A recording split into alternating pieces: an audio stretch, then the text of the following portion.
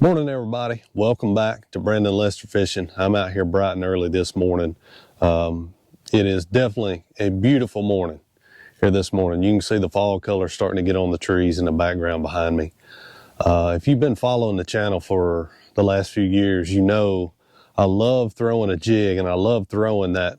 I call it the split shot rig is what I call it. But it's basically a crappie jig with a split shot up above it. There's a couple of reasons why I do that, and I've had a ton of questions over the years. So for any of you that might be new, or if you're just new to maybe forward facing sonar, we'll talk a little bit more about it, but let me show you how I set it up here right quick. So let's start with rod and reel. This is a 7'2" Mustad detector light action rod is what this is. Light power, I should say. It's a moderate fast action rod is what it is.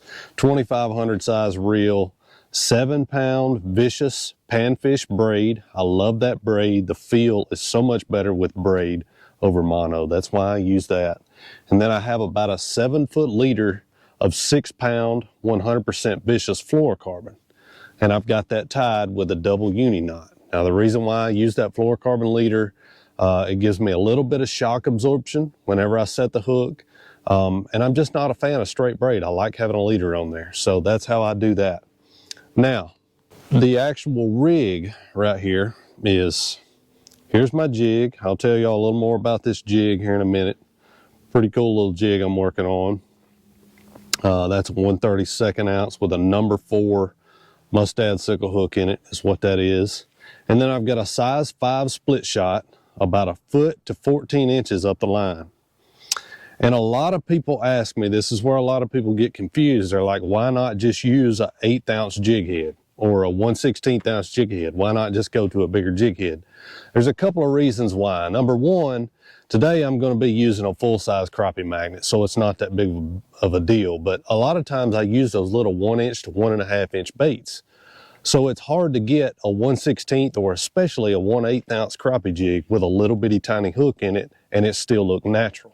So that's why I prefer to use a little bitty tiny jig head, those little bitty baits, and then put the split shot up above it to get it down faster. Number two, if you are somebody that uses forward facing sonar, I understand not everybody uses it, but if you do use live scope or Lowrance active target like I do, that split shot and that jig gives you 2 returns. So a lot of times if I'm sitting there and I'm fishing for a group of fish that's got 50 to 100 fish in it, all of them are showing up as one single dot. If I throw this in there and I'm seeing 2 dots swimming side by side like this right here and through the water column, then I can pick up on my bait and my rig a whole lot easier. So that's why I do that. That's the rig. Like I said, it's pretty basic, but it's very effective. We got a couple of brush piles right out here. That's enough talking. Let's get to fishing.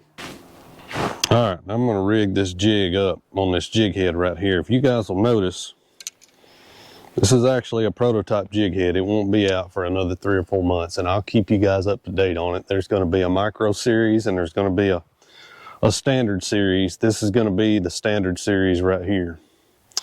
What that is, that's a size number 4 Mustad sickle hook. I'll be honest with you, I've never really been a big fan of the sickle hook until I tried that dude right there. That son of a gun pegs them. Y'all will see here in just a minute. You'll also see that this particular jig head has a screw lock coming out of the head of it. Let me show you why I like that. Right here, I've got a crappie magnet, okay? I'm not sure what that color's called, maybe glow pop, something like that. It's basically 2 different tones of purple on top, and it's chartreuse on the bottom. This water right here's got a lot of color to it, why I chose that color. All right, so I just go, just like I always do with the crappie magnet, I go in the head, I come out right between that split and the tail. Now, I'm just gonna work this up on here and twist it as I go. That crappie magnet body is fairly hard anyway, so once I get this son of a gun screwed up on here and get everything good and straight, I'm not gonna have to worry about anything. I bet you I can catch, I don't know, I'm not gonna say I'm gonna keep count, but I bet you I can catch at least 25 or 30 fish on one jig head. once I get everything firing on all cylinders right here. All right, just like that. Can y'all see that? We got it on there. Everything's good and straight. I always like to make sure my jig is really straight. I don't like to throw no crooked jig. Matter of fact, I don't ever throw a crooked jig. I won't throw it. So here we go. 1/32 ounce prototype head, number 5 split shot.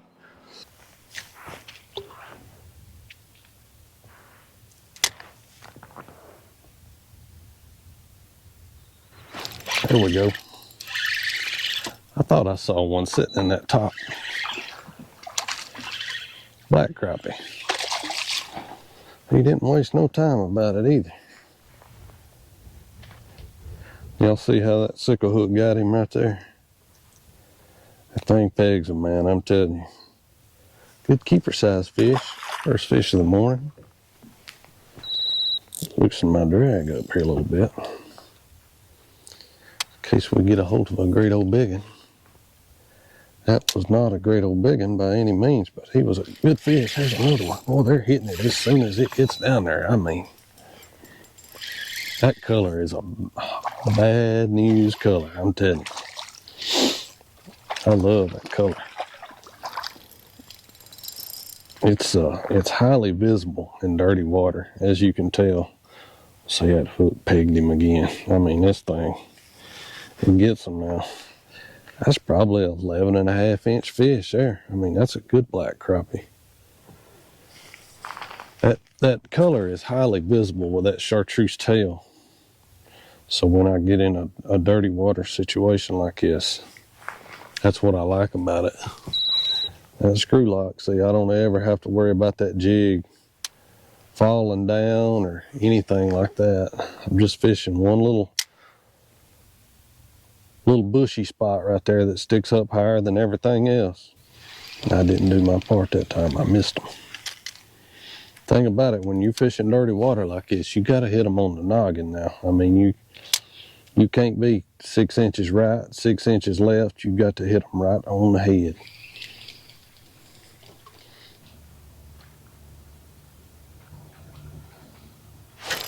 There we go. Finally got one of them to bite. There's 2 or 3 nice ones sitting down in there on that log, and I got one of them. He's a good one too. Come up here, big boy. There's 2 down there that are bigger than this one. Look there how that sickle hook pegged him right in the head. I mean, that fish ain't coming off in a million years. Man, what a pretty white crappie. Check that out. That's a pretty one right there. Let's go see if we can get his big brother. I'm telling you, these 2 sitting down in there that look big on active target. And them fish are right on that log. I'm having to basically scrape that log. See, I was so close to it that time. A fish saw it, but I almost got hung on it. My game plan here is to come right down the right side of that log. So when you're fishing a submerged log like this, try to figure out exactly, here comes a fish right here, 2 of them. One of them's a big one. Come on, baby, get it, get it, get it, get it, get it, get it. Oh my goodness, he chased it all the way to the trolling motor, y'all. That was a good one. Basically, what you're trying to do is figure out exactly how that log right there is laying and cast right to the side of it and just kind of bring your bait right down it. I mean, as close to it as you can possibly get.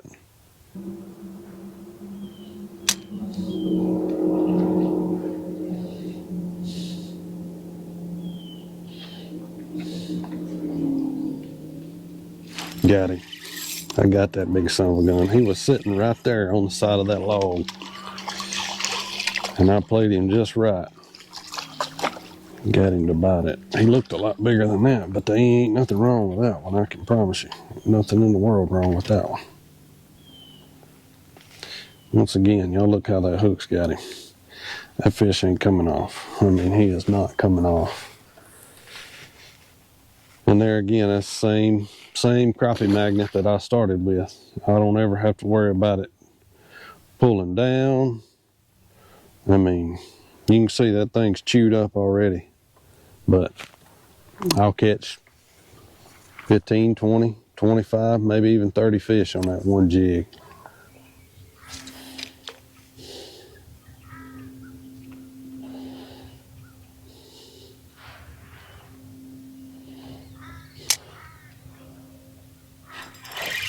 There we go. That hit it on the fall. It's falling down in there, and he smoked it.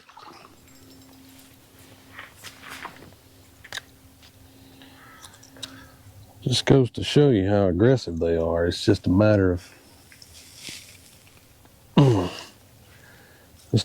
getting them to see it. Fish there, I mean, he took it deep now. Anytime you got a fish that's hooked deep like that, I like to go in through that fish's gills. Just go in through that fish's gills like that, grab a hold of that hook and roll it up, pop it right up out of there, and see. I'm gonna let that fish go. He'll swim right back down in there. See, he's gone. He's good to go. As long as you get that fish unhooked and back down in there, yeah, he was bleeding a little bit, but when he gets back down to depth, the pressure from that depth of water will stop that bleeding and that fish will be perfectly fine.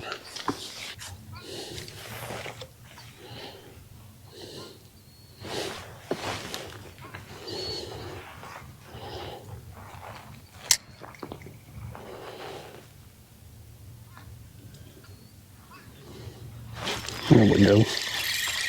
Like a pretty small one there. I don't think he's very big. He's not bad, just not very big. We want us one of them old big uns. We'll find one. Good keeper size fish. Be a good eater if a man was eating them today.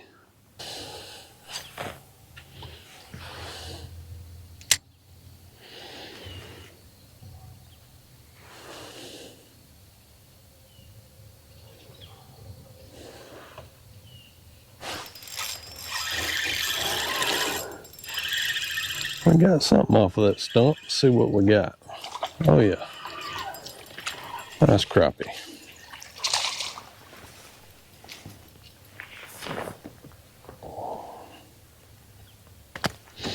Pretty white crappie, boy. He just barely nicked it too. Barely come out there and got it. Pretty fish.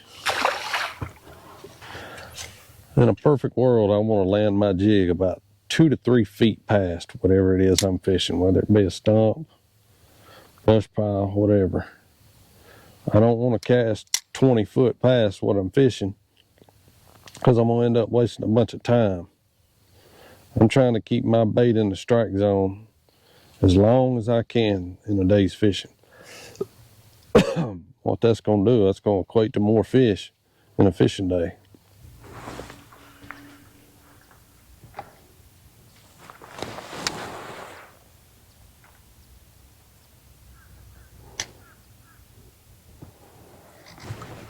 Oh, that was awesome. Oh my gosh, guys. I want y'all to look at this son of a gun. God, it ain't gonna be a very good video. This is a man right here.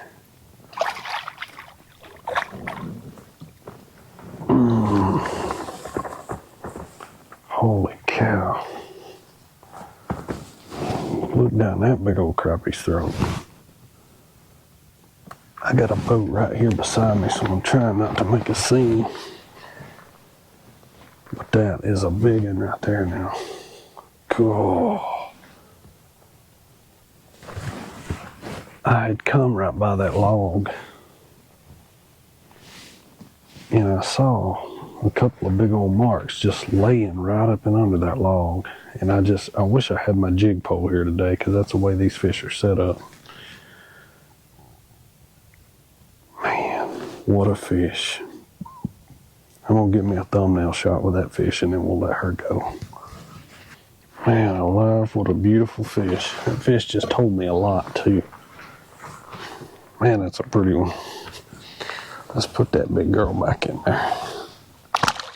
See ya. Well, she didn't waste no time, did she? Let me show y'all exactly what I'm talking about when I say it shows up as 2 returns on the active target screen. So, y'all see it right here? You can see the split shot and the bait. That makes it show up to your eye so much better whenever you make a cast. So it makes it so much easier to track your bait. If you're throwing into a school of say 50 or 60 or maybe 100 or 200 crappie and you're bringing a little bitty jig through there, it's just showing up as one singular return on that screen. So it's going to be hard to keep up with. But if you'll put that split shot on there, makes it a lot easier to track.